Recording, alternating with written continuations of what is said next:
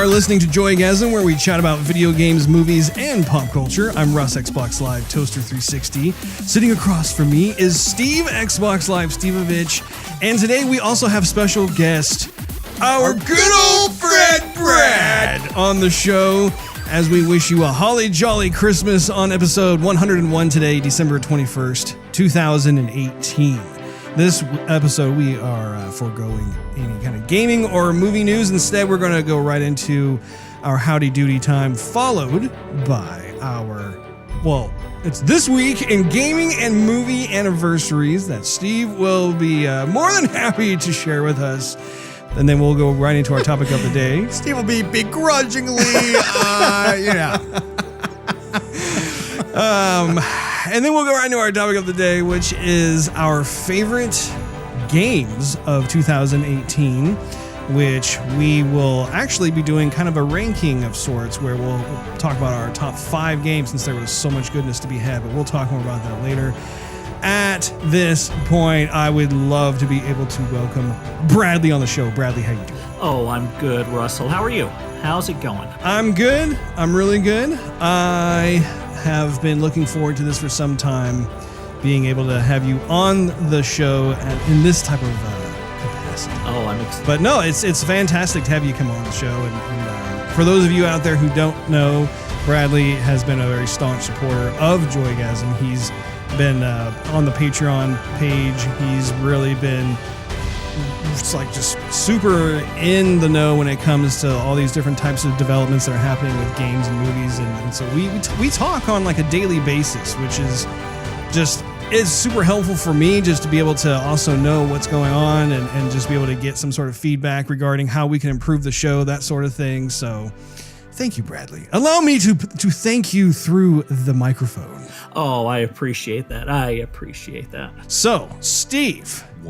What is new in your world? Well, Russ, not too much. I have the little lady out from Canada to visit, so she'll be here for a couple weeks. But because she's out and she's not as avid as a gamer as me, I've put the games aside for the week and haven't watched much and done much playing that either. I've watched The Good Dinosaur. We watched it together. So, good, decent movie. Not terrible, not great. Just, it's beautiful. Lacks a little bit of panache. Pixar panache, you know what I mean? But it still looks good. It's gorgeous. It is absolutely beautiful. Yeah, but and the story's fine and everything. It's just not up to par with what someone would expect from Pixar. You know, it's not you're going to be your Toy Story, your Finding Nemo, your Bugs Life, your Monsters, Inc. I mean, Finding Nemo for me was... Yeah, that's one of the best ones, in my opinion. Toy Story... Some Toy Story. Good Toy Story. No, Toy Story, when's Toy Story 4 coming out? Toy Story 4 is coming out next year. I want to say it like around June. Brad, do you know when Toy Story 4 is coming out? I believe that is a summer 2019 movie. Yeah. Oh, I would guess June-ish. June-ish. Not to be confused with Jewish, just June-ish. Now, Bradley has seen... The Good Dinosaur. That's right. The bad dinosaur. The mediocre, bipolar dinosaur. The kinky dinosaur. No. There's another movie that came out, The Land Before Time. For some reason, every time I hear the name The Good Dinosaur, my mind instantly, for some reason, thinks of that film, which actually, that was a pretty decent movie back in the day, the traditional... Sure was. It came out in the 80s? Yeah, classic movie from the 80s. I mean, that was our childhood, Land Before Time. I mean... My God, I think they ended up making like 7 of those. Yes, they actually went on for a series for quite a while. And you have seen, Bradley, The Good Dinosaur, and you had the same opinion as Steve, right? I did. Or somewhere similar? I did. I mean, I just, Pixar is one of those companies that I have very high expectations for. When I go see a Pixar movie, I expect my heartstrings to be pulled. I expect a tear to slowly trickle down my face, and Good Dinosaur was fine. It's just forgettable is probably the word I would best use to describe The Good Dinosaur. I don't think there's ever been like a bad Pixar movie. I would say Cars 2. I mean, Cars was, yeah, Cars 2 probably would be somewhere in the more of the bad category, but The most C of the, minus category. yeah, I mean, honestly, I didn't even see Cars 2. I saw the first Cars, Yeah, that was fine. and that was okay. Like for me, that would have been like a C. Did you see Planes?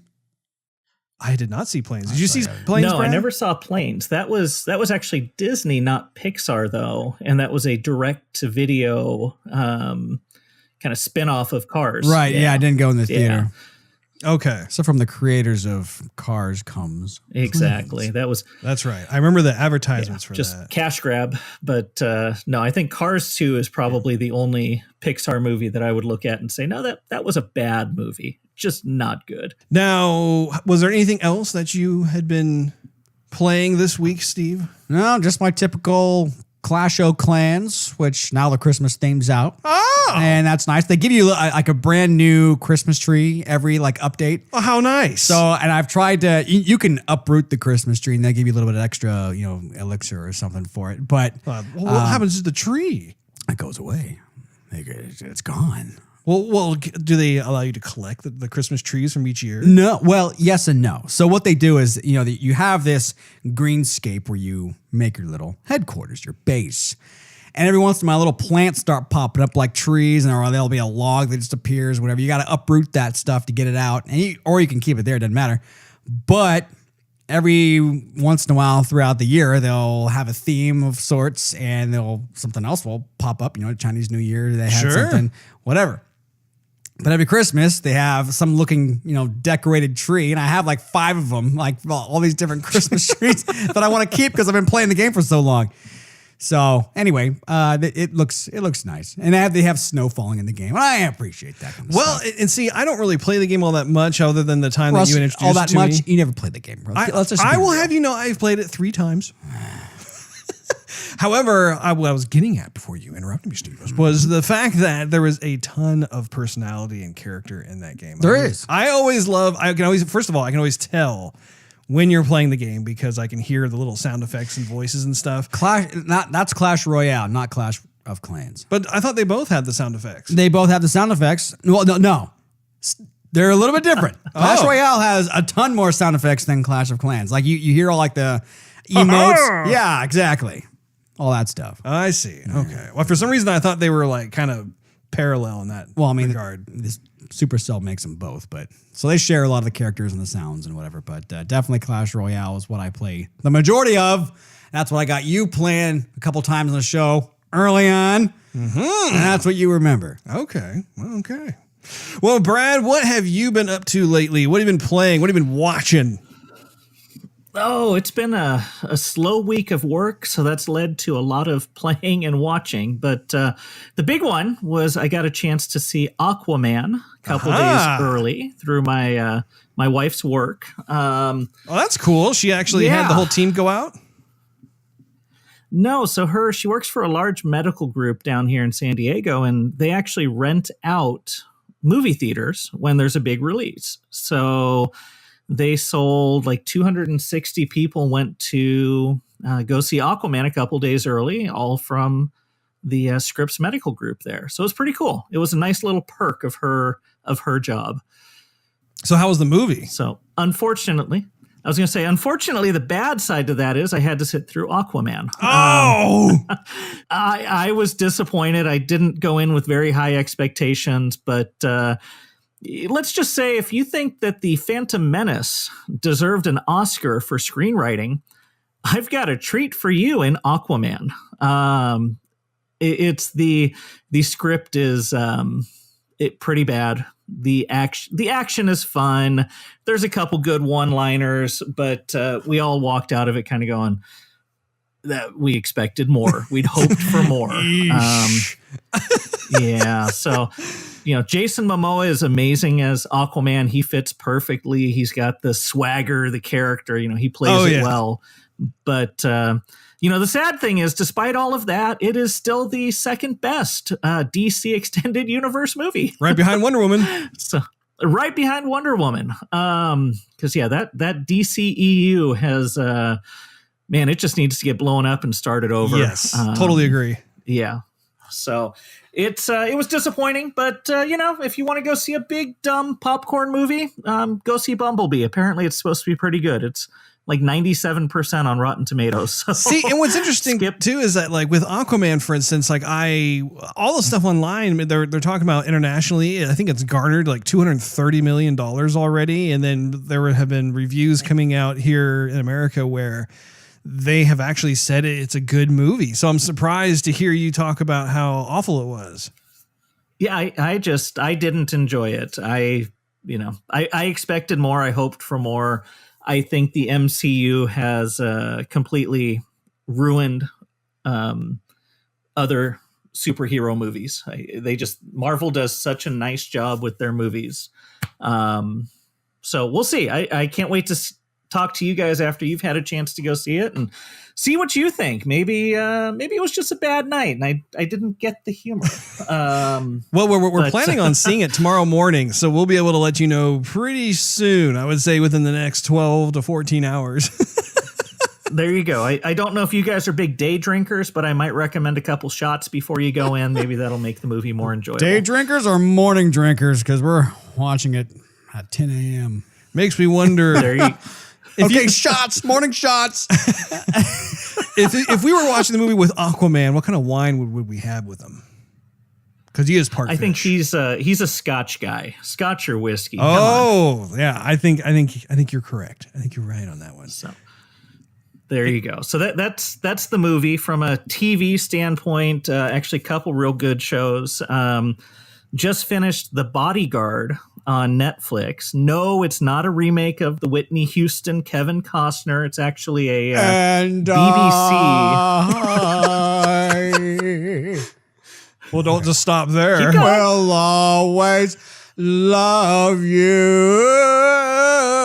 Oh, good. I was hoping that you were going to do the little, I don't even know what that's called, when the little shiver she does at the end of You. I can't do that, Russ. Oh, okay. So it's not that. What is it, Brad? So it's actually a BBC show. So English show starring Richard Madden, who was in Game of Thrones. He was the King of the North, Robb Stark, till he met his dastardly end.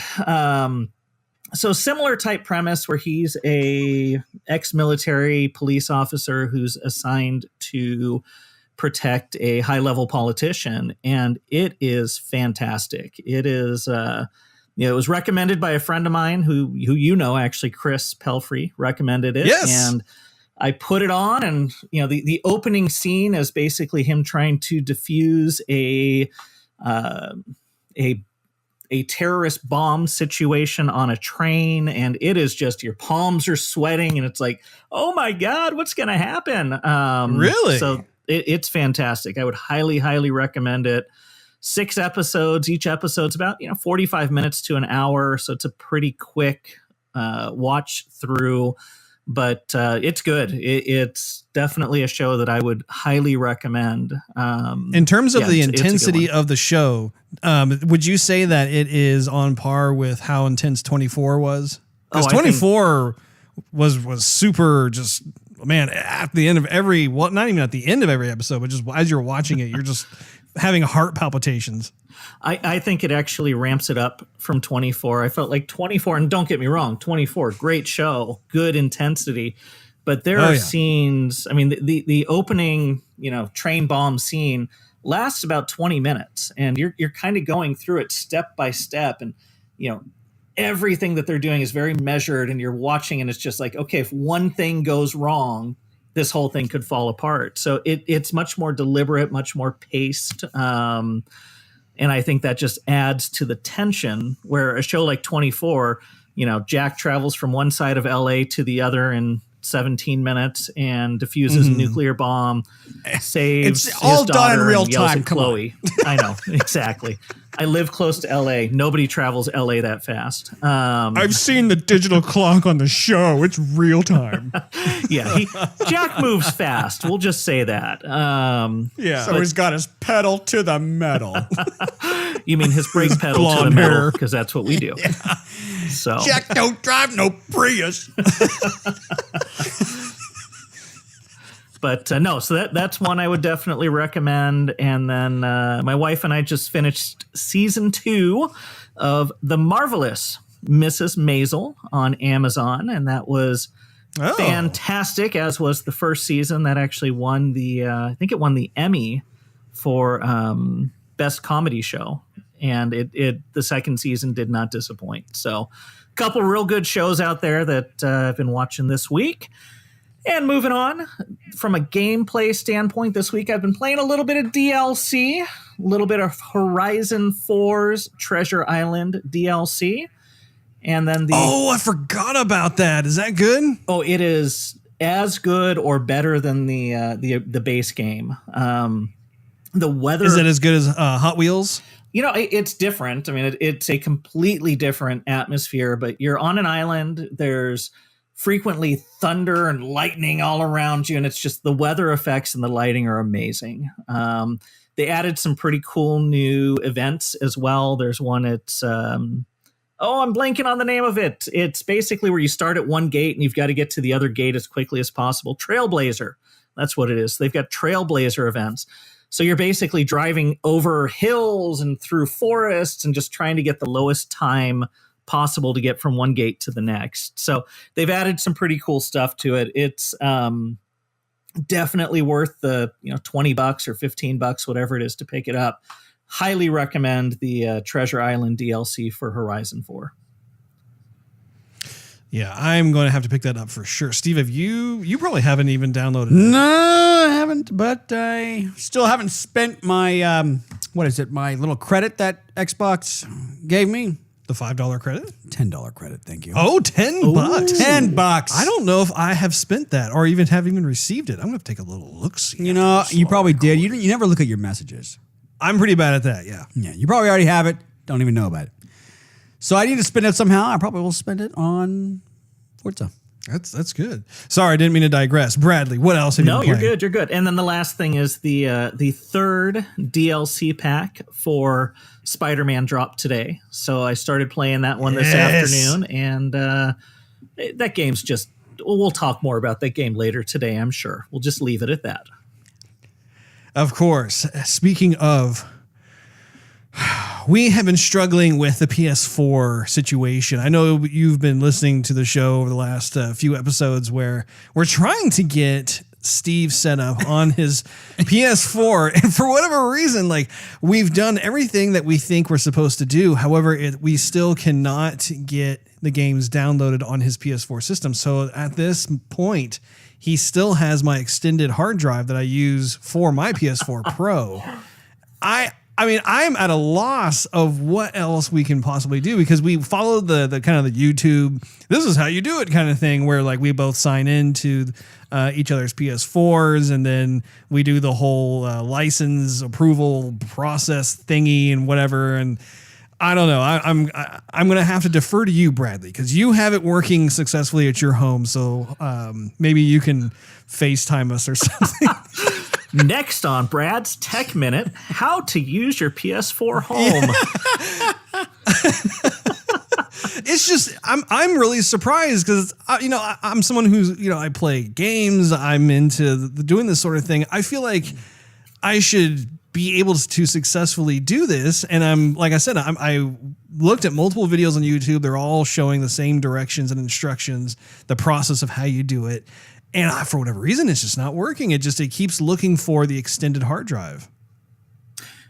That is bizarre. All right. We can, rather than spending 20 minutes on trying to troubleshoot your PS4, call me, FaceTime me sometime tomorrow. We'll walk through it and, get you fixed there. 99 cents a minute, 2 minutes every minute after. Okay. Remember that? Remember we used to call Sega and it was the 1-900 number or something, and it was 99 cents or something for the first 2 or 5 minutes, something like that. And then it was like $2 after every minute. And then every minute after that. Yeah. And they have you on hold for at least the first minute, so that would be eaten up. And they'd be like, oh, yeah, how you doing today? How's the weather out there? And I'm like, no, okay. Sewer shark. I'm stuck. Okay, I'm right at this part. Okay, let me research that for you here. And you can hear them. Like the pages like flipping and then them typing something. Yeah, I like that game. That game is fun, huh? What else are you playing? You're like, no, just give me the answer. You could actually hear like the pages that were, you could tell they had those binder clips that like you slide the 8.5 by 11s into to maintain the pages. And they had to like, actually, I remember how like they had to be really Johnny on the spot because you'd be describing to them like a certain part of the game that you had a problem with. So they didn't have like the internet or any kind of wiki or anything like that. So you hear them like frantically thumbing through this huge 3-ring binder of swords. It's like, okay, so you're on level 5 and how are you doing over there? How you like your Sega? Anyway, we're totally off topic. Bradley, what else have you been playing? That's been about it. That's been, I jumped back in on Assassin's Creed Odyssey. I'd put that one down for a little bit, but that game's amazing as well. There's so many good games out there. We'll talk about some of these as we move into the topic of the day later. I will have you know that both Steve and I have purchased Assassin's Creed Odyssey. It is in our to play list, but we've taken that first step to actually downloading. Well, that's step one. But no, you guys, I think you'll enjoy it. It is Assassin's Creed has gone full Witcher, so I think you guys will like it. Nice. Well, on my side of things, so this is a little bit out of the realm of games, movies, but I went to an ice experience. And I don't know if you guys have ever been to one of these things before. Now, this is not some sort of ice skating thing or anything like that, but literally it is an experience where you walk into, first of all, you have to put like these huge thermal coats, like these trench coat things on. And then you go into this room where it's 9 degrees. And it's actually not just a room, but it's like this huge walkthrough of sorts. And it's these professionally cut, sculpted ice.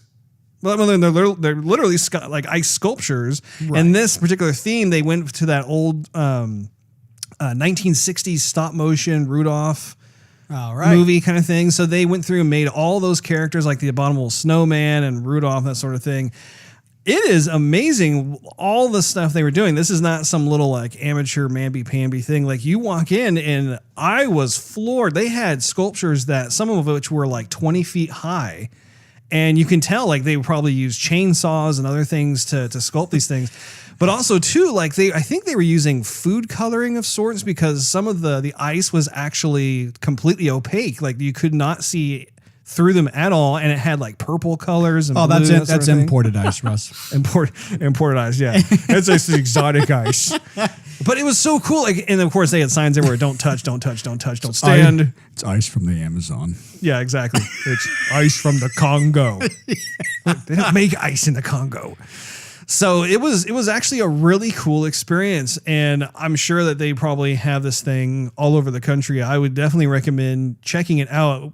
I will say though, I got cold pretty quick, as did my family. So toward like the last like third of it, we were kind of like power walking, like, okay, that looks nice. Okay, let's go to the next one. And so, but what a cool experience just for the holidays. I think it was a lot of fun to be able to check that out. That's great. Russ, what have you been playing? What have you been watching? Well, I will tell you, Steve, I have been doing my absolute best to try and get through Red Dead Redemption 2, specifically because we're going through our favorite games of the year during this episode. However, I have not beaten that game because there is so much to be had, but I have been absolutely loving it. I've really been taking my time, as I know you have, through that particular title. And so I'll get more into that a little bit later. I have played more Soul Calibur 6. And I've got to say, the button mashing, I think my button mashing days are numbered, if not over, Steve. Really? Not because I don't enjoy the game, but because my wrist just really, it gets angry when I start playing. It's only that game. I'll play through it. And of course, they recently dropped Nier Automata to be guest character. I think it was yesterday or the day before. It was like the latest character that was coming into Soul Calibur 6. I was like, oh, sweet. And so I downloaded it and I played through and was checking all the different moves and stuff. And then at the end, man, I don't know. I'm not 20 years old anymore, Steve. It's a sad day. Brad, do you ever have any games like that where all of a sudden, like either like your joints in your hand or like your wrist just starts to get a little angry I at have you? issues when I play PS4 games for extended periods of time. It's the controller. The controller's just so small. It's like a little baby toy. Yeah, like I much bone, prefer. I use a Elite controller for the Xbox, and it's got some weight to it. It's got the right size, the right shape. I feel fine. I can play for hours on an Xbox, but when I do, like even this afternoon when I was playing some Spider-Man, after a little bit, I start to feel it in my left hand, and it's like I blame the controller. It's all Sony's fault, not my age. The age has nothing to do with it. No, I'm going to have to start inviting Steve more often over to my house just so I can watch him play these fighting games. Because I have Tekken 7, Soul Calibur 6, and Injustice 2. And I love playing the games. I also love watching the game be played. But man, like I'm not sure what I'm going to do about this whole situation. But anyway, that's neither here nor there. Maybe try a fight stick. Pick up a full-on fight stick, and that might make a big difference for you. Like the arcade style fighting stick with the huge buttons. Exactly, and I'm thinking even just the joystick instead of having your hands cramped over a small controller. Hori puts out some pretty impressive fight sticks nowadays. I bought one for what was the game? Street Fighter 4 back on the 360, and I know they've got some of those that have come forward into the new gen. So that would be a good option for you that might help you on the fighting games. Now, I didn't catch the name of the company. Who does this? Who creates this? Hori, Hori. Okay.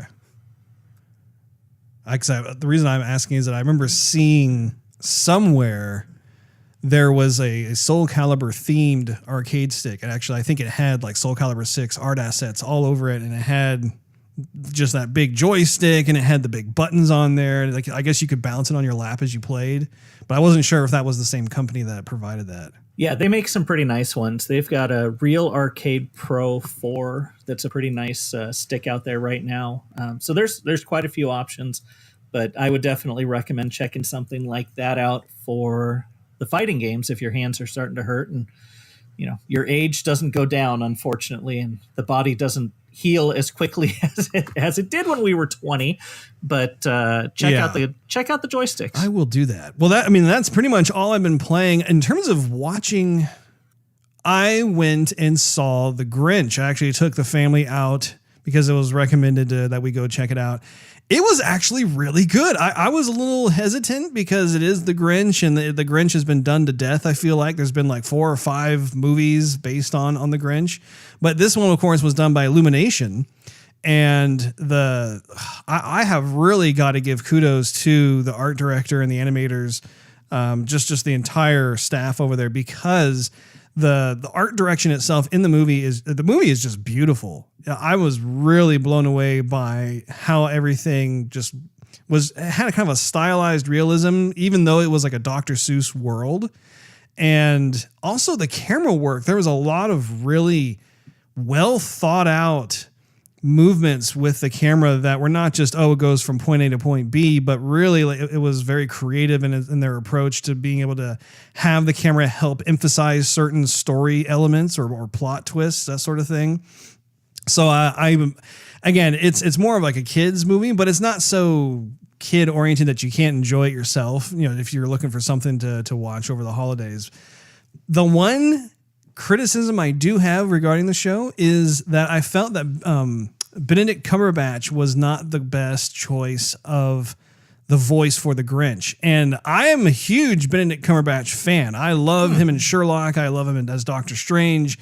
Even when he was in Star Trek, I really enjoyed a lot of what he has done. I think he's super talented, but I do think that, and again, this is my theory, is I think because he adopted more of an American accent and he had to combine the American accent with the Grinch kind of voice that he chose. I think that it was one of those, it would be the same thing as if I were to put on some sort of like, say, British accent. And then you have folks from England who would listen to it and they go, no, that's not how it actually sounds. There are certain things that are missing. I would say that's the only kind of criticism I would have about the movie itself. So that is all I have been watching. Wow.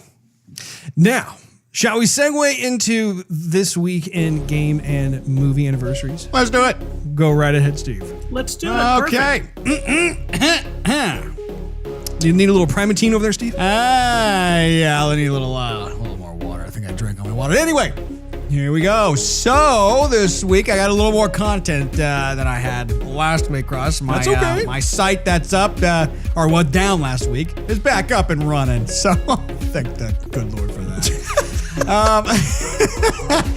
So this week we'll start with movies like we always do, turning 15 as of December 17th, back in 2003. One of my favorite movies of all time, Lord of the Rings, The Return of the King. That was with his favorite speech, what did he say, Aragorn? I see in your eyes the same fear that would take the heart of me. That was towards the end, you know what I'm saying? Mm-hmm. I do remember that. That was, you had some good inflections in your voice there. I could hear, what's his name? Strider. That's what I always call him. Yeah, I was working at Best Buy at that time, and that scene would play endlessly on loop. And I'm like, that never got old. It was seared into your mind, but at the same time you didn't mind. You're like, yes. I love it. Let's see, turning 20 as of December 18th, 1998. That would be The Prince of Egypt. Oh, yes. Man, that was a while ago. I believe that was Val Kilmer who did the voice of the Prince of Egypt. I think he was the voice of God, too, actually. I think I have to MDib that. Yeah, there are actually a ton of actors in that one. Michelle Pfeiffer, I think, and I'm just going off the top of my head, but I think Danny Glover. Yeah. Sandra Bullock. Yes. That's right, Sandra Bullock. Okay. Gosh, that movie came out a while ago. It's a good movie. Let's see what else we got here. Oh, and the same day, You've Got Mail came out. You've Got Mail. Oh, man. That was with Tom Hanks and Meg Ryan. I think Meg Ryan, Yeah. Yep. Yeah. Good old AOL just made a movie. That company is still around, FYI. Go ahead. Anyhow, let's see. Turning 25 as of December, 17th, 1993. What's Eating Gilbert Grape? Never saw it. I saw that. Did you see that, Brad? Oh, about 23 years ago. Yeah, it's been a long time. That had Johnny Depp and Leonardo DiCaprio, I believe, that right? That was the two of them together, correct, yeah. That was kind of Leonardo DiCaprio's big break, if you will. Mm-hmm. One movie I missed last week was December 15th, Schindler's List. So I wanted to add that. That's a big one. That's a huge one. I don't know how I missed that, but there we go. Turning 30 as of December 16th, 1988. That would be Rain Man. Another good one. Tom Cruise and Dustin Hoffman. That's right. Let's see. On December 21st, that'll be Working Girl. And Beaches also came out. I don't know if I saw. And Turning 30. Beaches. Was that also Leonardo DiCaprio, or is that? No, you're thinking of The Beach. I think that was called. Okay. Yeah, no, Beaches was Bette Midler and that crew. The word "the" is an important word for us in titles. It is. If you don't have "the," then you're totally missing out. Turning 40 and having a midlife crisis. Back on December 15th, 1978, that'll be Superman the movie, Russ. Oh.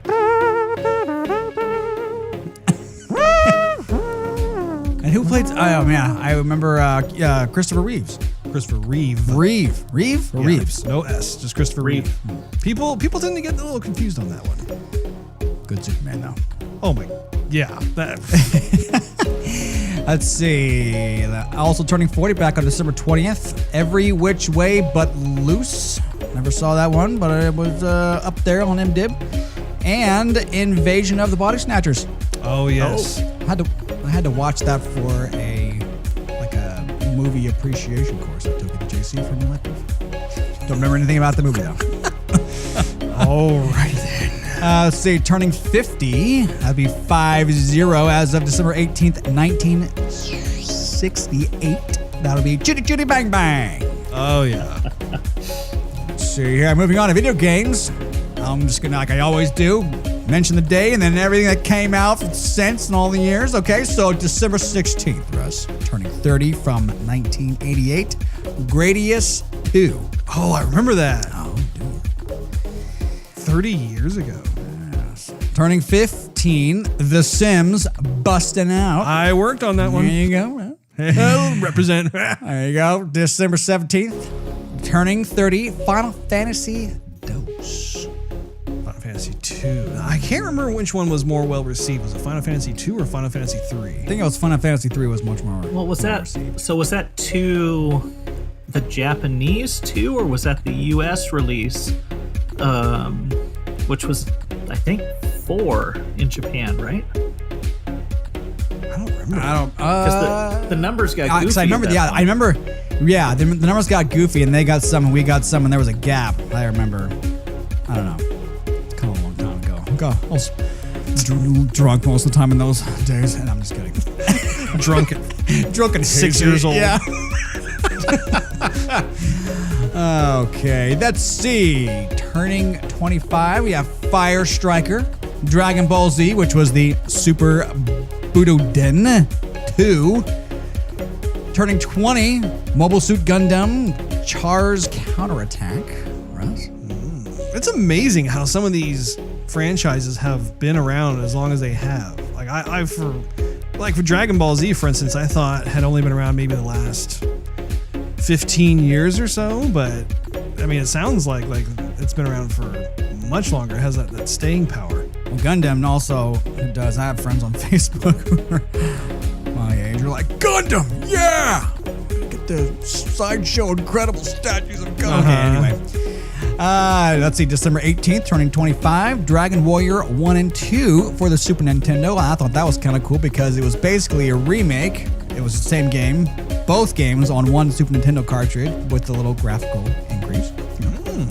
Kind of cool, seeing that we're having a bunch of remakes nowadays. Of course. And let's see here, turning 20, also back on December 18th, we have Mario Party. Mario Party. Yes. December 21st, turning 25. WWF Rage in the Cage. For the Sega CD. I remember the first, Sega Master System. Was it Sega? Yeah, the first Sega Master System game I think I played was like a wrestling title. Yeah, yeah. All the little choppy movements and the real pixely folding chairs you can whack on people. Exactly. Yes. All right, well, let's segue into our topic of the day. It's going to be a big one.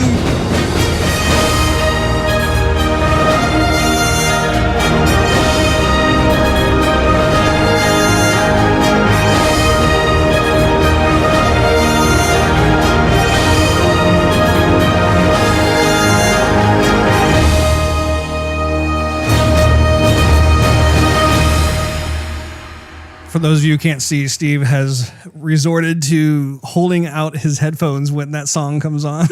I care about my hearing. What can I say? Oh, I don't know did you listen to last week's episode, Brad? I did. Okay. Did you notice that the song was actually just a little bit more epic than normal? No, I did not notice that. All that work for nothing. Yeah, I intentionally tried to make it even more epic than possible, but perhaps it just got lost in the epicness that it already possesses. Anyway, our topic of the day is our favorite games of the year. I know that last week we were talking about how we were going to do both games and movies. However, as I mentioned earlier in the program, both Steve and I have quite a few movies that we have yet to see, and I don't want to do you guys out there as well as ourselves a disservice by saying, oh, I think these are the best movies of the year when we haven't seen like 10 movies. I heard this was really awesome, therefore it makes number 9. But we thought it'd be fun to be able to split this up. So this week we're going to be focusing on the games, and then the following week we'll be focusing on the movies. So what we're going to do is I'm really excited to be able to have Brad here with us, just because he is just a monster when it comes to playing games. He has every system.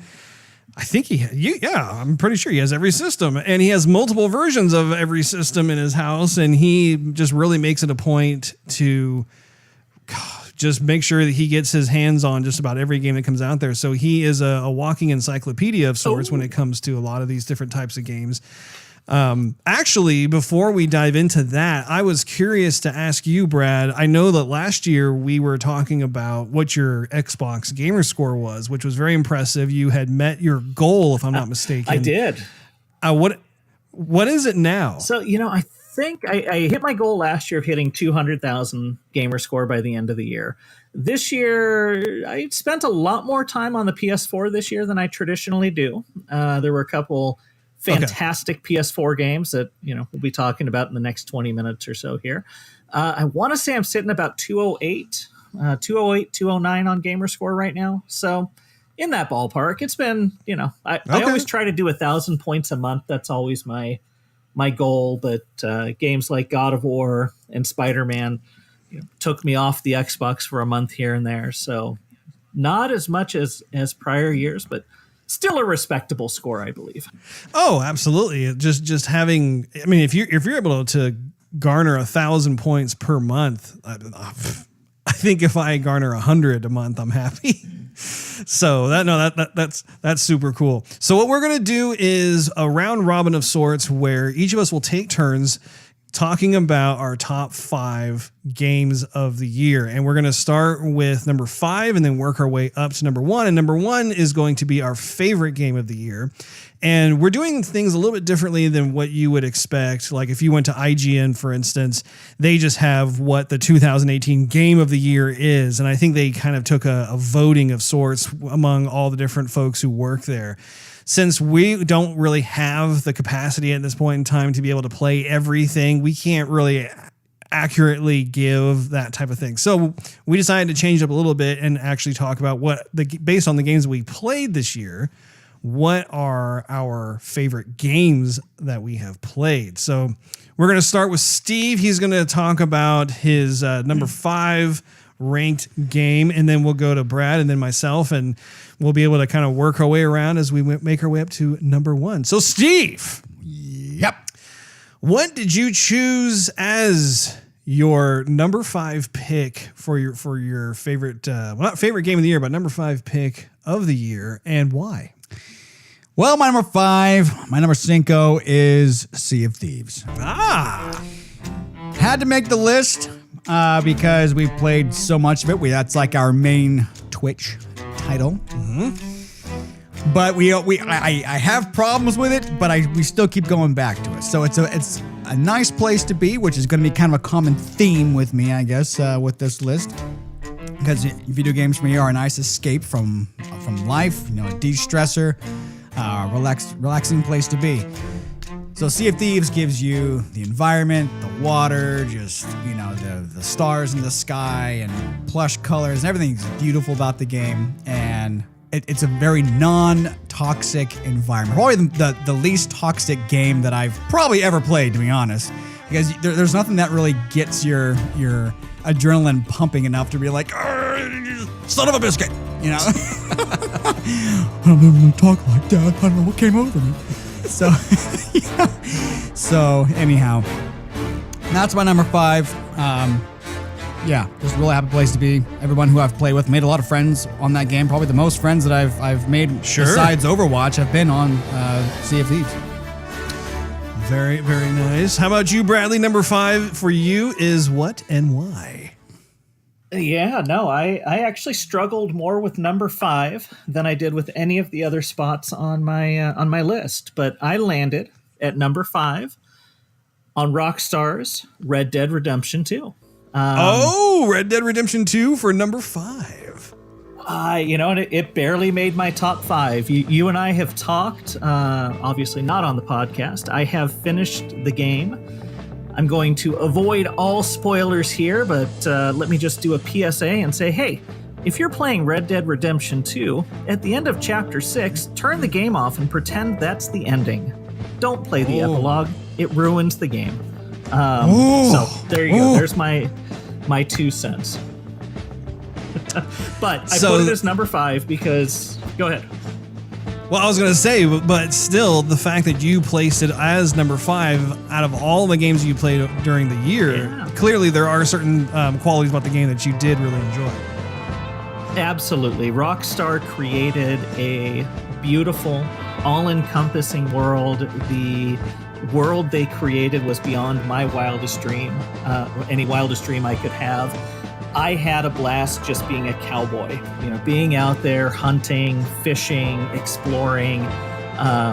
The game has its faults, which is why it's, I think 5 for this game is probably a lot lower than it's going to be for a couple other folks on this podcast and a lot of people out there. But there are some faults within the game that kind of brought it down a little bit for me. But the world they created, the engine they created, the playground they created was just amazing. And there were moments of just pure brilliance as I was running around the world as Arthur Morgan and just being a cowboy out camping and having a good time.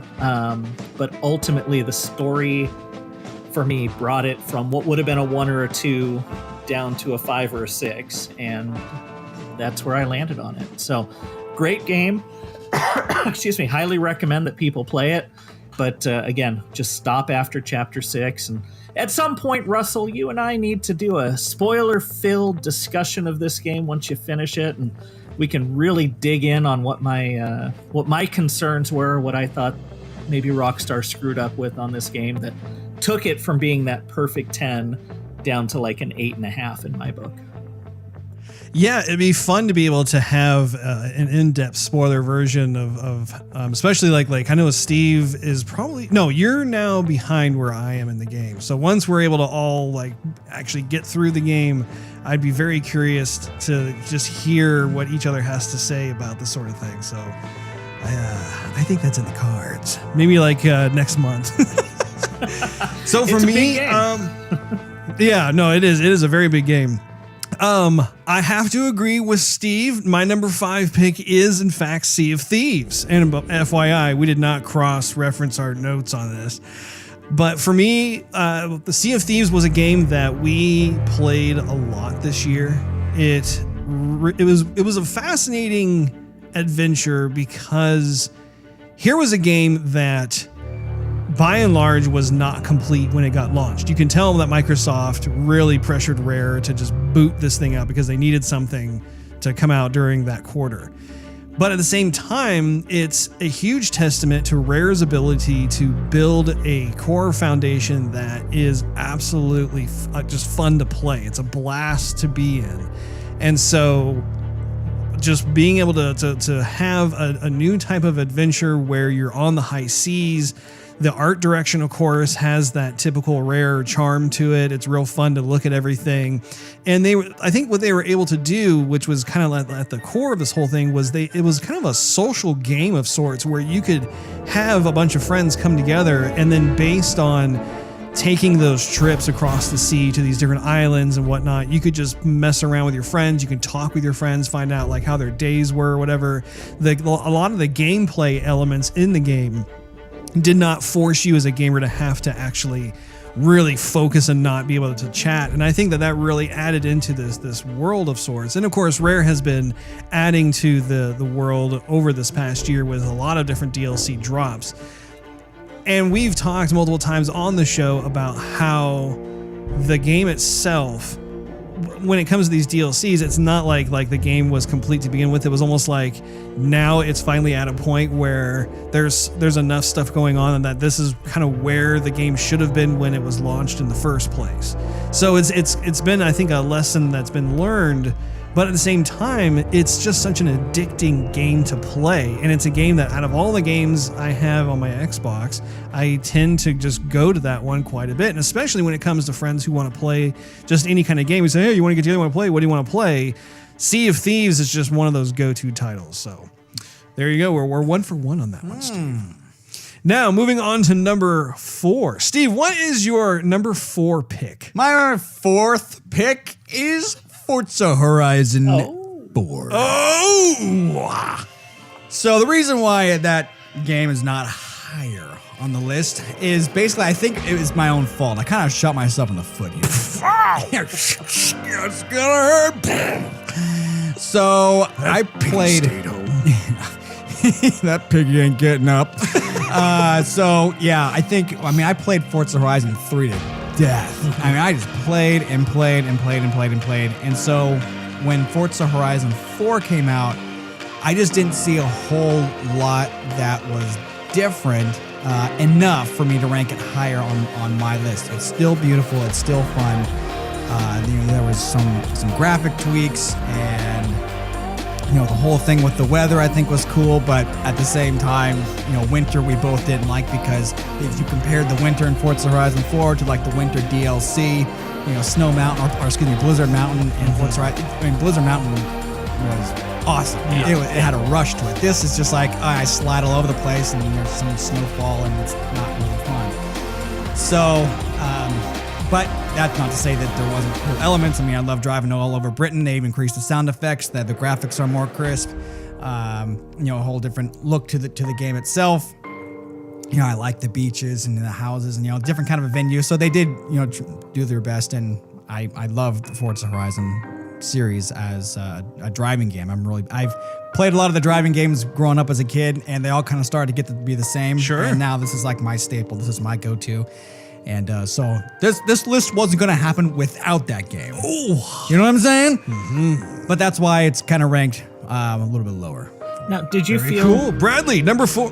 Oh, sorry. About Horizon 4. Did you guys feel like it maybe took a step back from 3 when it came to progression, loot boxes, wheel spins? I mean, that was, I'll tell you, Horizon 4 was one of the games I debated at number 5, because I love the game. I love the Horizon series.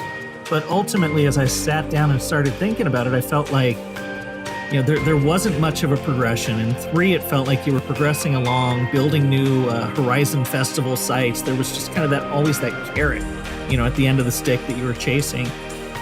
And man, there is nothing more frustrating in Horizon 4 than getting a super wheel spin, and you spin it, and then it's, you got a skirt, you got some mittens, you got a hat, and you got some mittens. Yeah, and it's like, really? You're never gonna see it until your character wins a race and does an emote. That's the only thing you're right. And I mean, that's a very good point. I've put 60 hours into the game. I've never once changed an emote or an outfit or a horn. Nope. Or any. It's just, it is what it is. I don't care. I want cars. I want money. But yep. Yeah, beautiful game. I agree with you. But that ultimately was what actually knocked it off my list. Was, I felt like some of the design decisions that they made kind of made me go, not sure that's the direction I want the game to go. Yeah, no, you're totally right. I cannot stand it when I get one of those super wheel spins where there's not just one slot. There are 3 slots, and I don't get one single car, which is the whole purpose of why I bought this game in the first place, is to race lots of cool cars. And instead, like you said, you get a little emoji, you get a dance routine, and you get like a skirt, and you're like, well, that was just a waste. What about give me some nice piece of customization I can do to my car, so my car looks different than the million other online players' car of the same model I have. So. Funny. Definitely. Just wanted to chat a little bit about that. But my number 4 is a game I mentioned a little bit earlier today, and it is Marvel's Spider-Man for the PlayStation 4. I loved that game. I thought it was fantastic. I got a chance to play it at Comic-Con a couple months before it came out, and immediately fell in love with just swinging around the city. There's nothing like feeling like you're actually Spider-Man, and you're swinging around and you're zipping around buildings, and you hear a crime in the distance and you run over and you save a guy who's trapped under a car. I thought that game was just fantastic. I thought the story was great. I actually thought the story in the game rivaled any of the last 5 or 6 movies that have come out. I felt like the villains were well handled. I thought there were some twists that I did not expect. And I know, Steve, you just started it, so we won't go into any spoiler territory there. But I'm 26% through. you're a baby. You're just getting started. But no, Marvel's. I've collected nearly every backpack I can find. Backpacks. I mean, it was the stupid little things like the backpacks where it was just so cool to go find it, and then it's got some, something that ties back to old Spider-Man lore, and it just, the little fan service pieces they put in like that were fantastic. The suits they've got in there. It got repetitive, I felt like, towards the end. I mean, it's a very, very good game, but the battles and some of the street fights, if you will, started to feel about the same, but it was great. It was so well done. I cannot wait to see what Insomniac does next with that engine that they've built for Spider-Man. Yeah, absolutely. Yeah, it's... I'm going to keep my mouth shut right now. Are you going to maybe talk about that one later, Russ? Maybe. Number 4 for me, Steve, we are 2 for 2. Oh. Number 4, I also picked Forza Horizon. Oh, you guys cheated. And so, no, I'm telling you, we have not talked about this at all. It's so fun. I've avoided Russ like the plague all week, actually. You avoid me like the plague anyway. I was busy being romantic, okay? Somehow the plague makes you think about romance. So anyway... Yeah, creativity. Anyway, before I completely lose my train of thought, Forza Horizon 4. So with Forza Horizon 4, I agree. I think that it was a lot of fun to play. I knew that going into it just because when I first started playing the Horizon series with Forza Horizon 3, I was absolutely blown away by the experience of racing around in Australia. And hearing about how Playground Games was making their next place in Britain, I was really looking forward to that as well, because I, for one, have never been to anywhere in the UK. And I think I was talking to you, Brad, about this, but I think one of the neat things about this title is how they choose different countries with each sequel that they come out with. And for someone like myself, who I don't get the chance to be able to go out and travel as much as I would like to, there are an absolute ton of countries out there that I would love to visit. But what's nice is that the combination of having the hardware get more mature and be able to produce more realistic experiences, along with this idea of racing these exotic cars and being able to kind of go a little bit more off the rails, so to speak, it's always just a wonderful experience to be able to go through and see, like they actually take the time to replicate a lot of what you would see. Like if you went onto like Google Maps, for instance, you could spot, here's where that section is or whatever. It's not a fantasy oriented track of sorts. And so that was always a big attraction to me that I found appealing about the game. And I liked how they made little subtle improvements here and there. I think one of the biggest challenges for them, though, was that because Forza Horizon 3 was so well done, even their DLC, like the Hot Wheels thing, for instance, was just genius.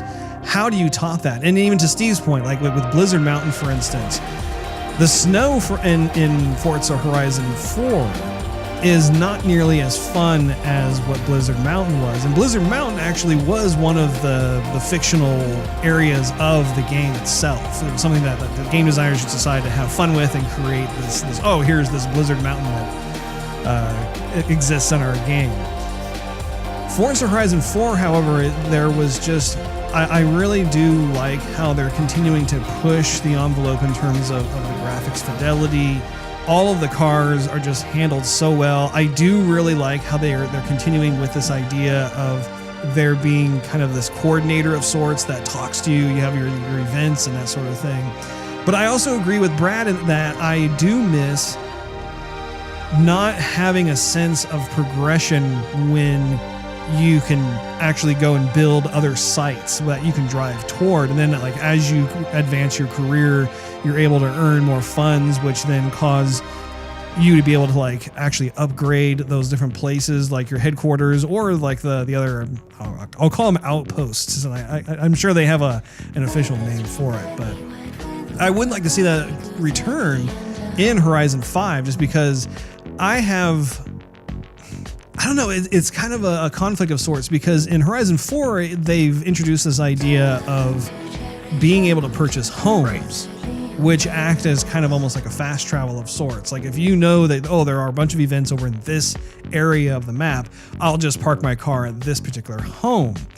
And I like that. I really do like the idea of being able to purchase homes, but I would like there to be a combination of sorts where the actual event itself continues to expand, and as you gain notoriety and you gain more funds, then there's more expansions going on and that sort of thing. But that's kind of a nitpick because as a whole, the game is so well done. All the cars handle very uniquely. There's just, the sound has been improved, so it's much more authentic.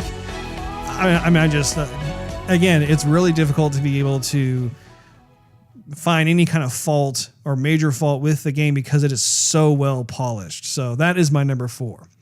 Now, Steve. Yeah? I'm curious, since we're 2 for 2, what is your number 3 pick? Well, Russ, might be where we defer. I chose number 3 as A Way Out. Oh. A Way Out. Yes. And that might raise a few eyebrows. I don't know, Russ. But I think the reason I put this game as number 3 is because it was thinking outside the box, in a sense. Yes, the graphics aren't very good, and that's going to be evident. But they created the game like solely for a modern 2-player game that you can do together on the couch, that you can do together, one-on-one, not one-on-one, but I mean together remotely in a sense, and play this very well drawn out narrative. And I don't know, the way the whole game is just designed with the story, I kind of fell in love with it.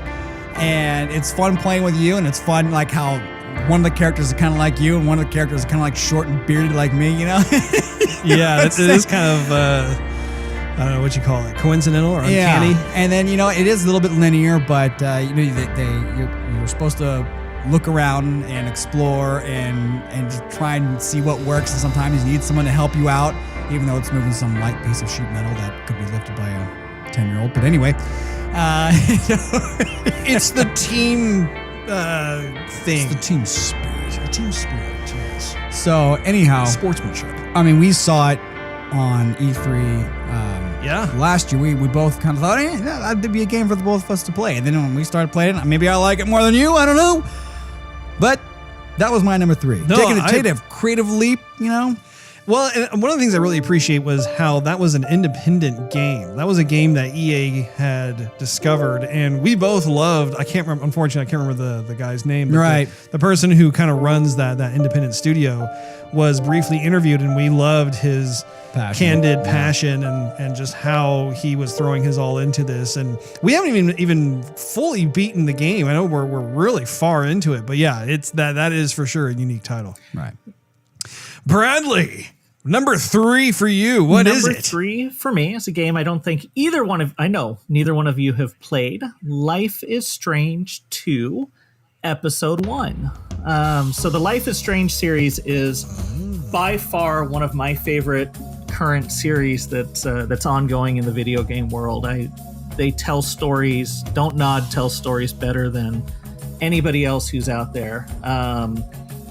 Absolutely amazing. Some of the characters they've created, the stories they've told, these are, adventure games basically, or click, almost point and click type adventure games, like the old King's Quest, if you will, that style, or that in that vein. And they launched Life is Strange 2 earlier this year, and it tells a story about a couple of brothers who get involved in a situation where they have to go on the run, and it is like like we were talking about with Pixar movies earlier. It pulls at the heartstrings, and it tells a story with memorable characters that I just want to see where this adventure takes them. So fantastic. I would highly recommend anybody who likes stories in video games, go play Life is Strange 1, then play the Before the Storm, and then hop into Life is Strange 2 from there. I absolutely love these games in this series. So that is my number 3, and you guys are probably which consoles staring are at those each for? other going, what is that game? I don't know what that is. I've never played that. So anyway, there you go. I've heard you talk about Yeah. that game in the past. And which consoles are Everything. they? Is it for? Everything. So Xbox, PlayStation 4, Okay. Windows, yeah, you name it. You can play it on any of the major consoles that are out there. And it's a point and click adventure. It's not really point and click, but it's in that vein. So, you're controlling characters, you're running around, you're, talking to people, you're trying to figure things out, you're trying to get somewhere. It's kind of the evolution of what when I think of what point and click games are today, this is really what it is. So it's full, 3-dimensional worlds, that whole thing. But, you're going around hearing a story and kind of playing out what's happening to these particular characters. So fantastic game series. Nice. So number 3 for me is Let me guess. what? God of War. No. Oh! You are incorrect. Okay. It's Spider-Man. So what was it? What was your number 3? Yours was way out. Yes, sir. And you're okay. So we're no longer simpatico. So Go ahead. number 3 for me was Spider-Man. I was looking forward to this title for a long time. I got excited about it the first time I had seen it be revealed at E3, and have been chomping at the bit ever since to want to get my hands on it, hoping that it was going to actually be as fun to play as it was beautiful on screen. And it was amazing to be able to play the game and realize, wow, the gameplay mechanics are in fact just as high on the quality bar as the visuals themselves. So this is a title that I think it's one of those titles I think because 2018 has been such a banner year for gaming.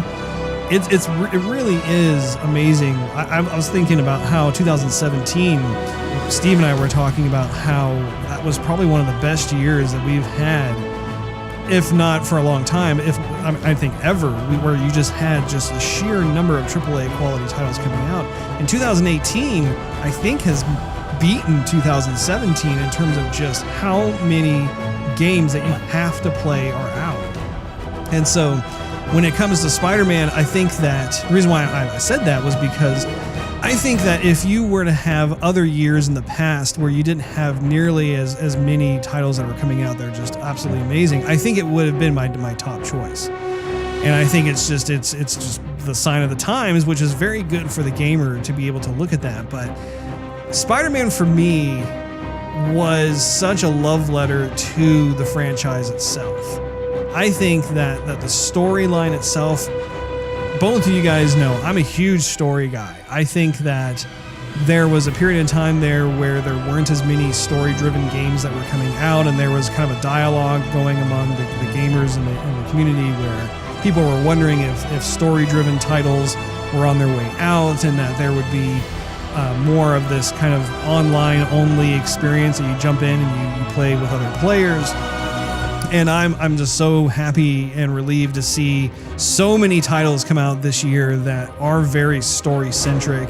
And man, what a great story this is told. And Steve, of course, he's still playing through it. So I'm not gonna say anything. I'm not gonna give any spoilers or anything like that. But the relationships that Peter Parker has with all these different characters that he comes across in the game, like what you talked about, Bradley, with the game mechanic of actually web slinging through Manhattan is. That was one of the pillars where I'm thinking to myself, before I started to play the game, they have got to nail that, because that is such a quintessential Spider-Man thing. And of course, you could tell that they've really put a lot of time and effort into making sure that feels right, and it really does. The progression systems are all very natural. The graphics, of course, too. man, like it had its own unique style and flair to it. I really enjoyed it a lot. I will say that if I had to have any kind of criticism regarding the game itself, I felt as though there were echoes back to the Arkham series, just in terms of the battle mechanics. I think that there are some borrowed elements from that.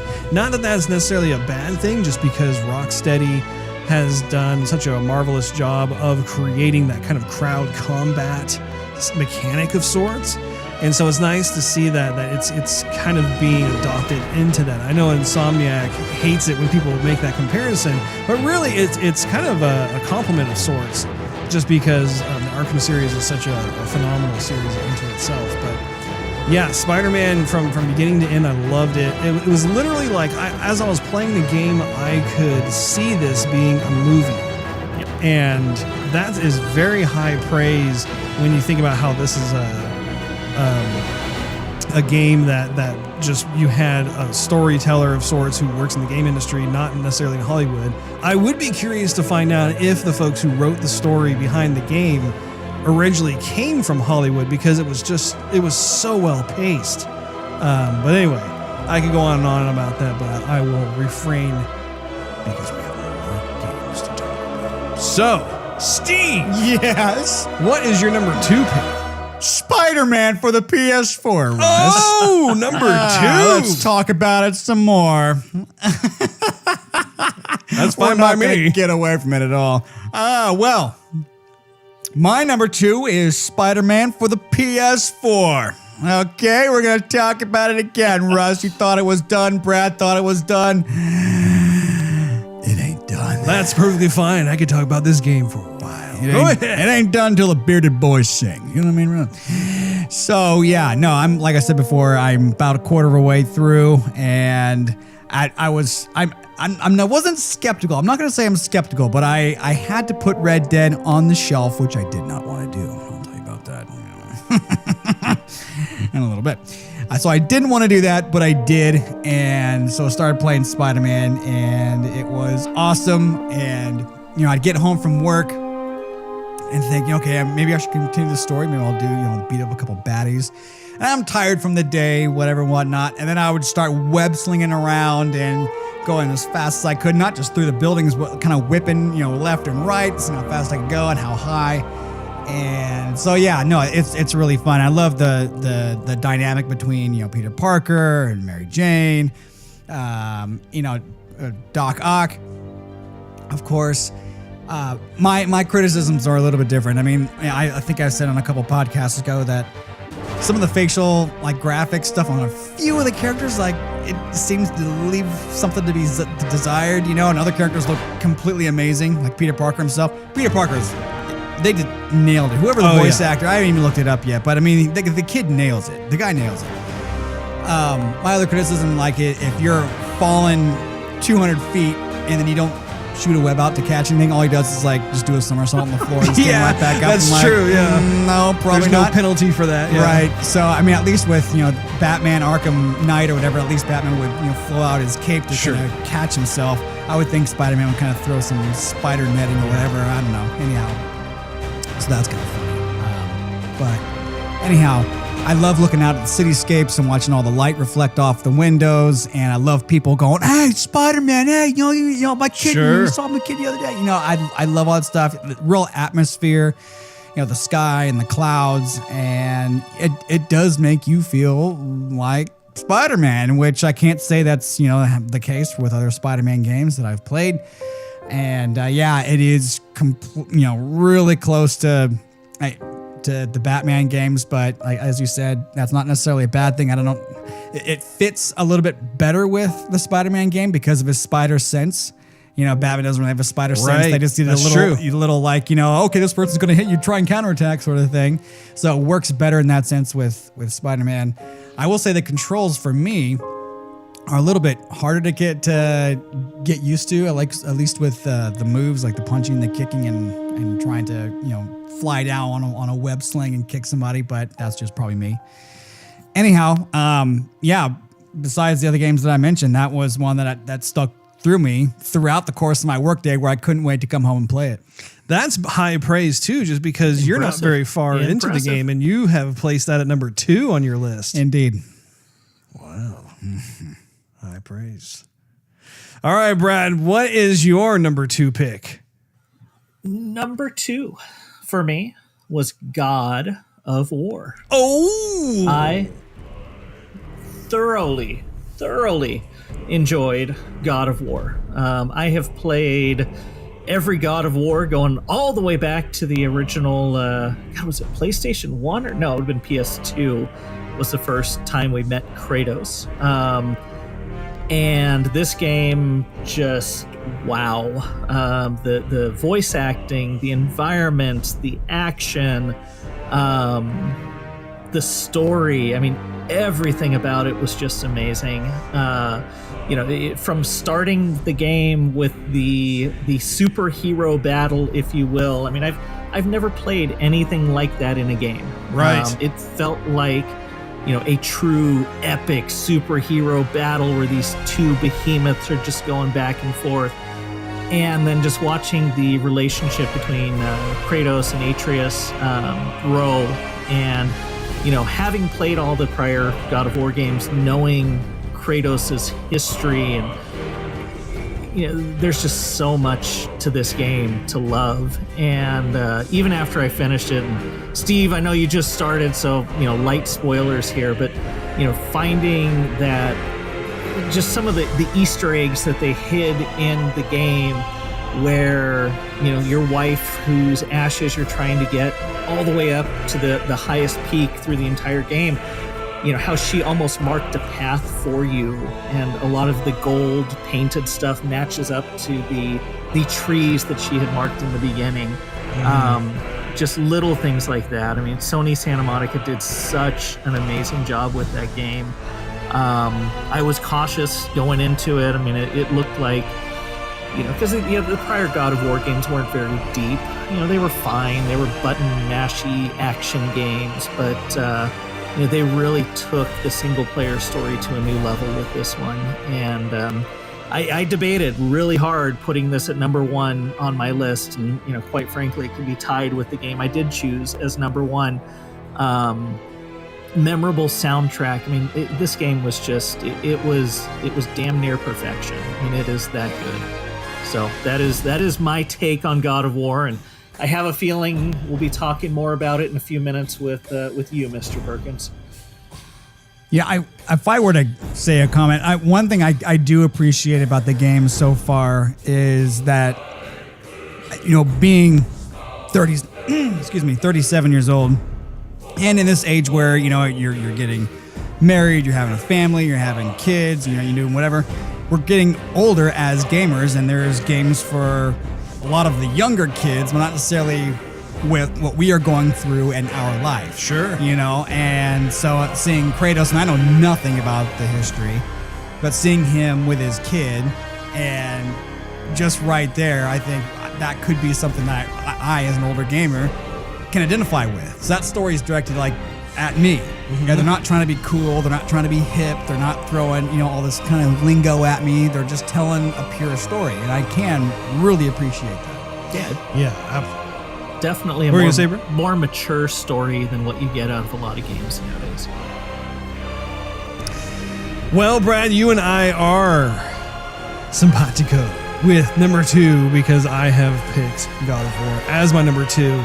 And just what Steve was talking about, I completely agree. I think that one of the most strongest aspects to this game is how they decided to take more of an intimate approach to really not just the storytelling of the relationship between Kratos and Atreus, but also just the way that they kind of explore the level design, because you are visiting and revisiting all the same areas, and they take kind of a Super Metroid approach of sorts, where as you gain more abilities, you have different parts of these places you've already visited become available to you.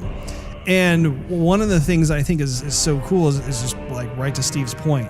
For me, having a 4-year-old, I have gone through finally just kind of the beginnings of parenthood. I know Brad, his kids are now just about ready to graduate high school, so he has a wealth of child rearing, as it were. But I think that is really cool of Sony Santa Monica to be able to go through and do this is to approach it in such a way where I definitely think that was a factor in their decision making of, hey, we have an aging gaming community that are in their 40s now, some of which are maybe even older, 50s, 30s, 40s, 50s. A lot of us are parents, and how can we mature Kratos into someone who has a bit more depth? And this is coming from someone who has not played the other God of War titles.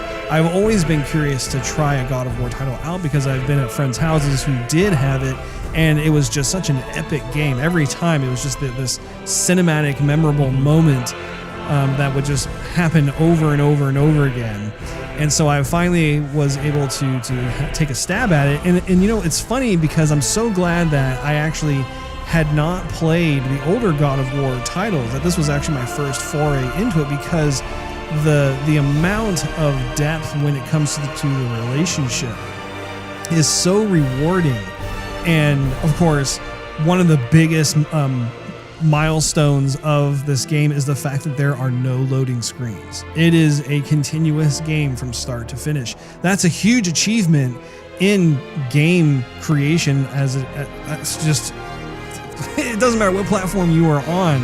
And having worked in the gaming industry, I mean, that's something that you constantly have to worry about, is you have to load in assets and you have to unload other assets. And how on earth did they figure that out in the background so that no matter where you are, it's just this continuous playthrough experience? And I mean, I'm sure Brad can attest to this, and to you, Steve, to a certain extent, because you play a little bit of it.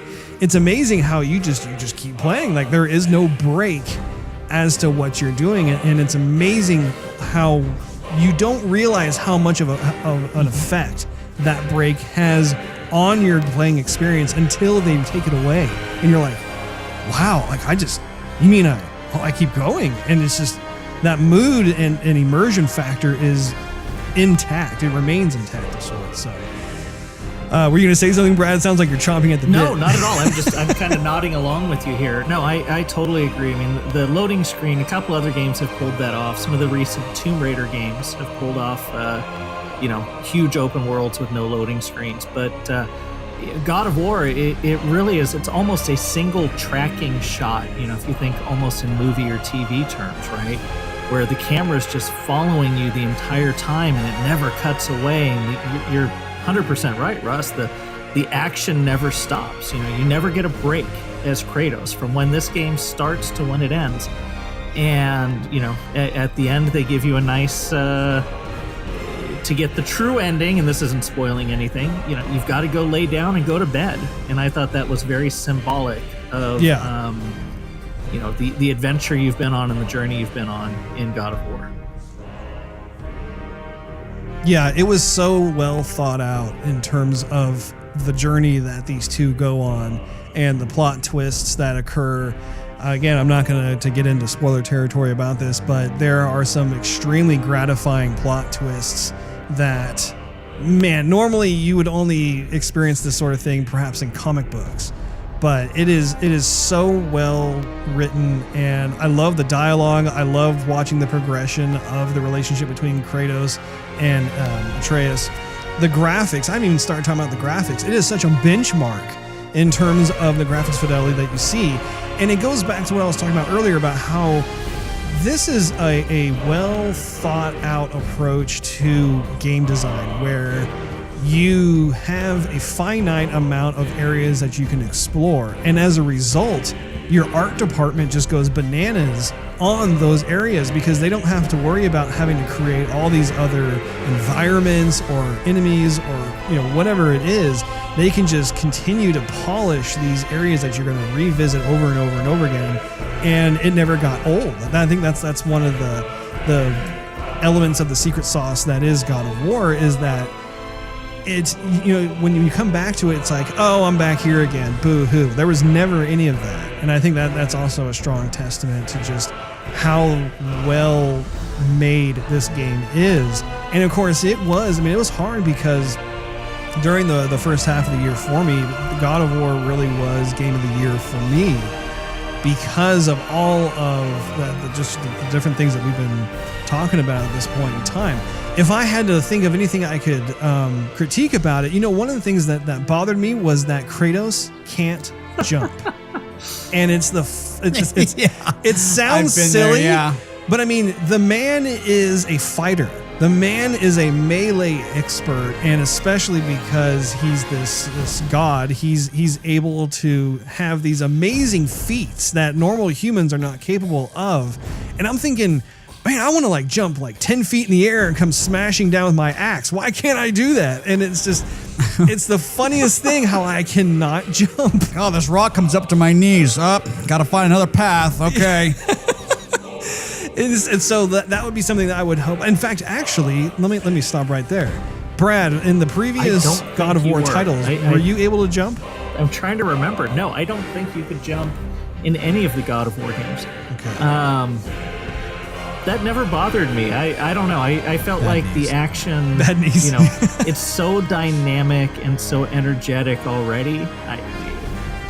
I don't know. I never thought twice about that. Yeah. No, it was a lot of fun.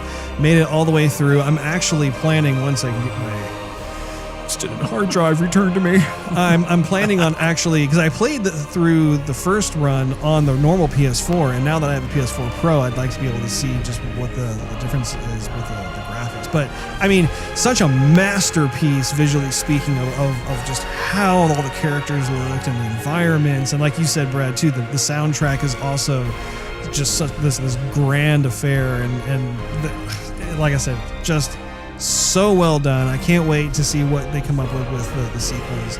And I know that there have been places like the 2018 Game Awards, they gave it Game of the Year. IGN also, I believe, gave God of War Game of the Year.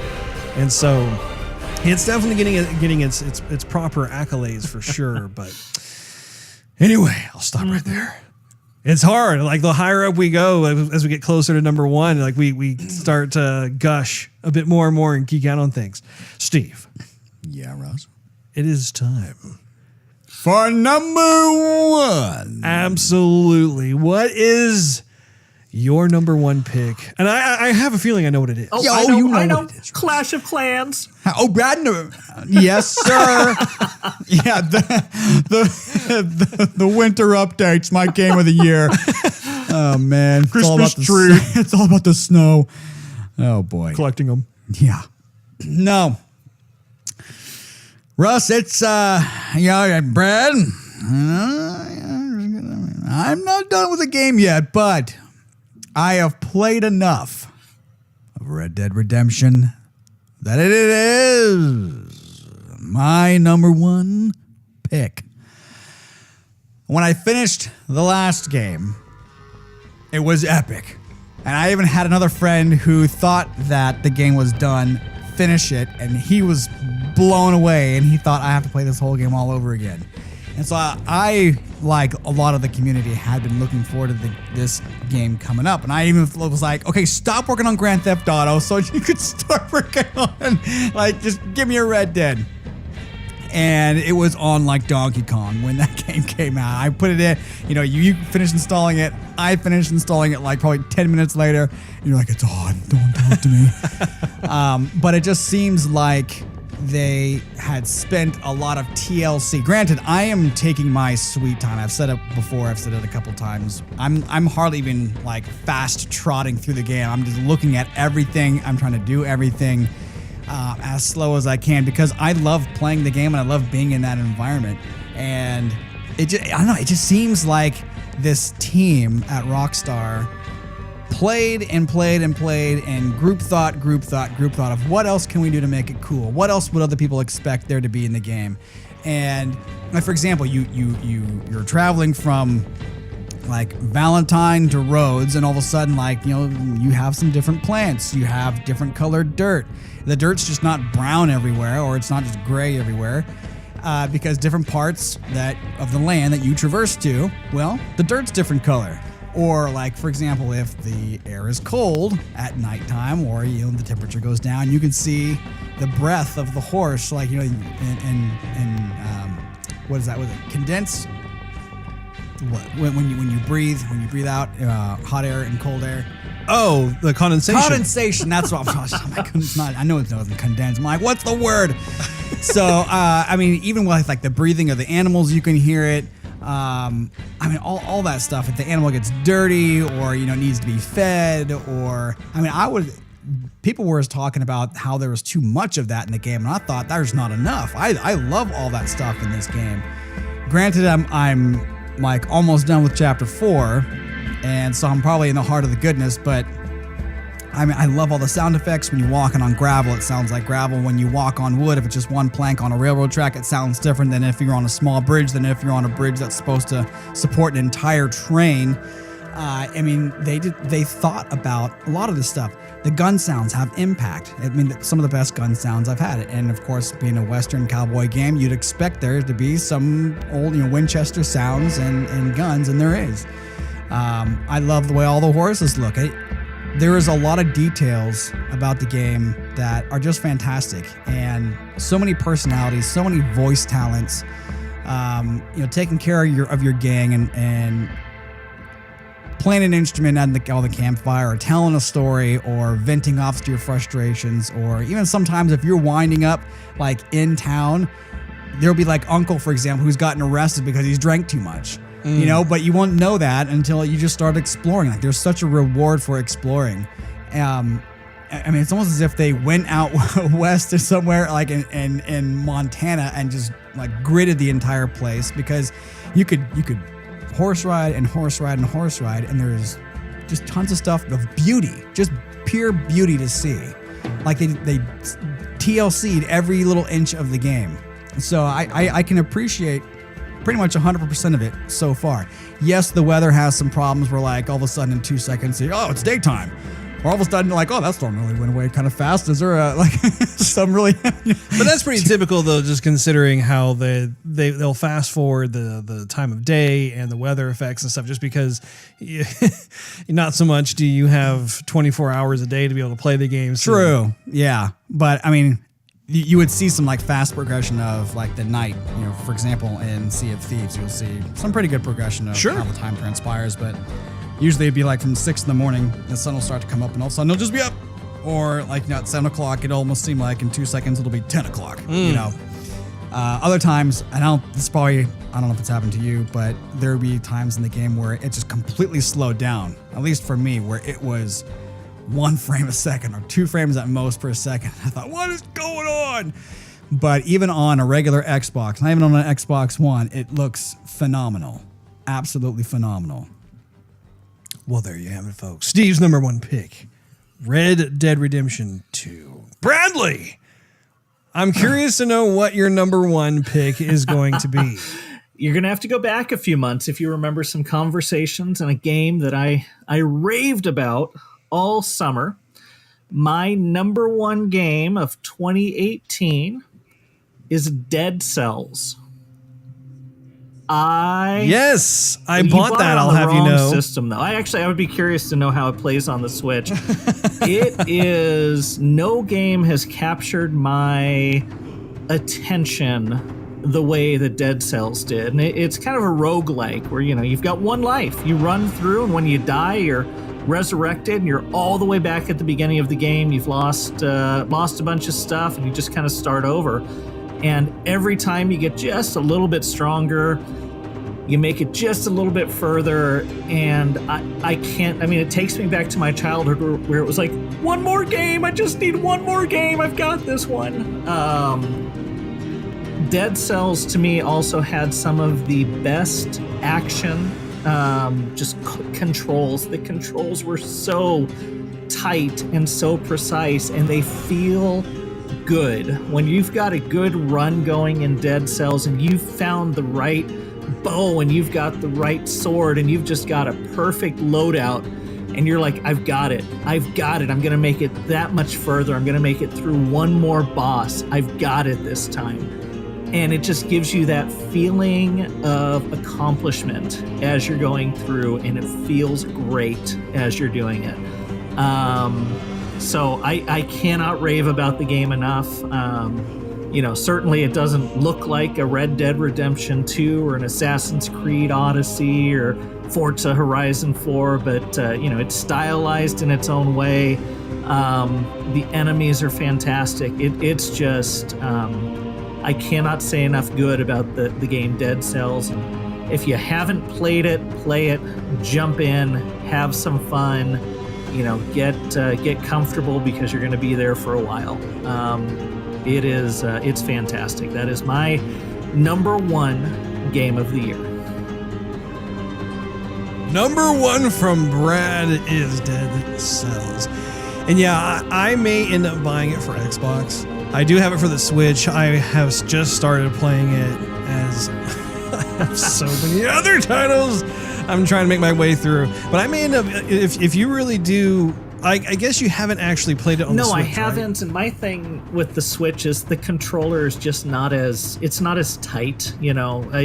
Typically when I play the Switch, I'm playing it in handheld mode. So I've got the Joy-Cons connected to the side, and it's just, nothing is as precise, or it's not nearly as precise as playing it on an Xbox One with even a standard Xbox One controller. So I don't know. I actually, you know what? That'll be my homework for the week. I'll buy it tonight and play it on the Switch for a bit, and I'll let you know this weekend or next week what I think, kind of from a comparison standpoint. Yeah, no, that'd be awesome, because like I said, you have been giving that title a lot of high praise, and if it's as good as you say it is, I wouldn't mind having it for both systems anyway, because I don't think it's really, is it like $30? If that, $20, $30, I mean, it's something in that range. Highly affordable, how about that? Yeah, all right. There you go. All right, well, it is no surprise here that the number one, and once again, Steve, you and I are about to go mano y mano. When it comes to my number one pick for 2018 is also Red Dead Redemption 2. And I have made it, I'm currently midway through chapter 6, so I'm very much through the majority of the game. I have yet to go through the epilogue of sorts. But this is a title, first of all, I before I jump into this, I just have to reiterate that this year was very difficult to be able to choose which game I wanted to have as my favorite title, simply because there have been so many titles that have come out this year. And even when we were talking about going from because originally we were just going to talk about what our favorite game was, we decided we're going to do our top 5. There are several titles that didn't make the list of number 5 that I still really do enjoy playing throughout the year, but just for whatever reason, I had to kind of whittle away at the list and be like, nah, I'm gonna put this here, put that there. So anyway, Red Dead Redemption 2 is a title I have been looking forward to for a very long time. Basically, when I finished playing Red Dead Redemption, I was all about getting into a sequel. What I find very interesting about Red Dead is the way that they have approached the story.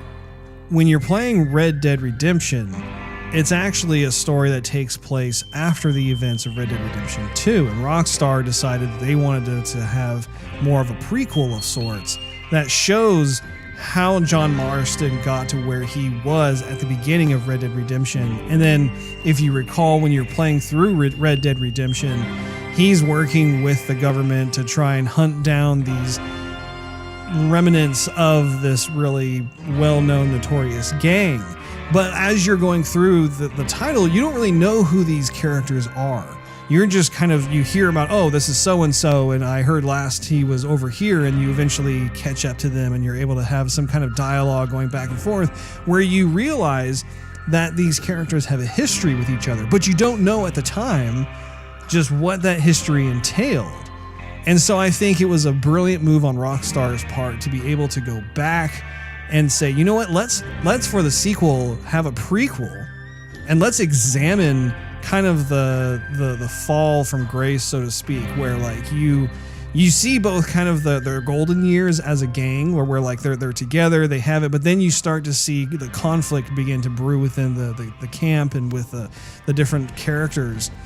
And I thought it was also a daring move for them to not stick with John Marston, because the gamers had been so used to using John Marston as their go-to character. I know for me, I was very excited to be able to continue playing as John Marston. And so when the news broke that no, you would not be playing as John Marston, we have this other character called Arthur Morgan, who you're going to be playing as, I kind of balked at that because I was thinking, no, I want my John Marston. And that risk that Rockstar took totally paid off, because now I actually prefer playing as Arthur Morgan more so than I do John Marston. I still really like John Marston as a character, but playing as Arthur Morgan for some reason just really, I mean, I have absolutely loved every second being able to go through this journey with him. And I think it's a no-brainer when you look at the graphics. This game has been in development now for, I think, 8 years. And it is amazing how the sheer scope of this game has been maintained across the board. When you look at the sheer graphics fidelity, the audio quality, I mean, just everything is such at a high bar. And, you know, when I compare it to something like God of War, for instance, which was my number 2 pick, I talk about how one of the unique qualities of God of War was their ability to create a world that was smaller in scope, because then it allowed them to have more of this intimate, it played more into kind of the intimate dynamics of that game. Red Dead Redemption is the opposite of that, in the sense where they have made this huge, sprawling world that you can traverse in freely. It's completely open world, and you're going through these different types of geographical locations. You're seeing different types of wildlife. I mean, they have 30 species of fish that you can catch in this game. So the world itself is just, it's so well thought out. And I have got to say that the sweet spot for me is actually not like kind of pushing through the main story just to see what happens next. I actually have been really rewarded with going through and being a cowboy on my own. And it makes me excited to try out the online component, which I have not done yet. I have not tried that out yet. But being able to play as Arthur Morgan and just be kind of a master of my own, where I can just do what I want to do, be able to pace myself and just really take in the environment, that right there is very much a sweet spot for me. And it makes me excited just to see what happens in the future for us as gamers, because as the next generation of systems come out and we get sequels to these titles as well as new titles that they are currently working on and have in development, it's a very exciting time to be a gamer, just because looking at, I mean, for instance, like you look at Horizon Zero Dawn, that was my favorite game of 2017. It bared a lot of the same type of qualities that Red Dead does in the terms of just, I mean, the world is so huge and they were able to maintain that quality bar throughout the game. There was never a point where I was like, oh, well, they kind of skimped here or there, that sort of thing. And it's just moving forward, it's amazing to see just what we're going to be able to experience. And with Red Dead Redemption, I think that, again, to be fair, I haven't played through the epilogue, and there has been some controversy with various friends who have echoed your same sentiments, Brad, where like they haven't told me straight up what happens, but there are certain things that are going on where like they didn't like the direction of the story and that sort of thing. And so I'm very curious to see what happens during the epilogue portion itself, but up until like where I've been playing, it has been such a phenomenal experience. I can't recommend the game enough. I think that it is just, it's one of those benchmarks that other games in the future will be kind of compared against. And man, I could just go on and on about that. But I do think it's a good idea that when we're all through with the game, we should come back together and have a spoiler episode where we actually drill down and talk about things that we liked and things we don't like. What is really funny too is that Arthur Morgan cannot jump. he can traverse the environment. Like if you go over to a fence, you can get him to climb over that fence, but he doesn't jump. And so it's kind of funny. It doesn't bother me as much though, because this is more of a cowboy Western, and seeing someone jump like that is not as realistic. As opposed to having some Greek god that should be able to jump 10 feet into the air. But it's just kind of funny because I did think about that too. Like, well, yeah, you can't do that either. But it didn't bother me nearly as much as the other titles. So anyway, lots of really high quality titles that have been listed on this episode. I definitely want to thank Brad for coming on and being able to share some of his favorite titles that he played over this past year. We definitely want to have him come back for our favorite movies of the year. And man, these are the kind of conversations I just love listening to, and I love being a part of, because it's part of what Joygasm is, which is just geeking out about things that you just absolutely love to experience. So that wraps up this episode of Joygasm. Make sure you tune in next week for the 2018 Joygasm Movie Awards. Thanks for hanging out with us. If you enjoyed this episode, we invite you to check out patreon.com/Joygasm and consider becoming a monthly contributor. You'll get exclusive perks and early access to the show. Not to mention, it really helps us continue doing what we love to do. Also, you can follow us on social media and YouTube. Just do a search for Joygasm TV. In addition to iTunes and Android, you can listen to our podcast on TuneIn Radio, Stitcher, Spotify, and SoundCloud.com/Joygasm TV. Last but not least, search Joygasm TV on Twitch to see us stream our gaming adventures live every Wednesday night at 9:30 p.m. Central Time.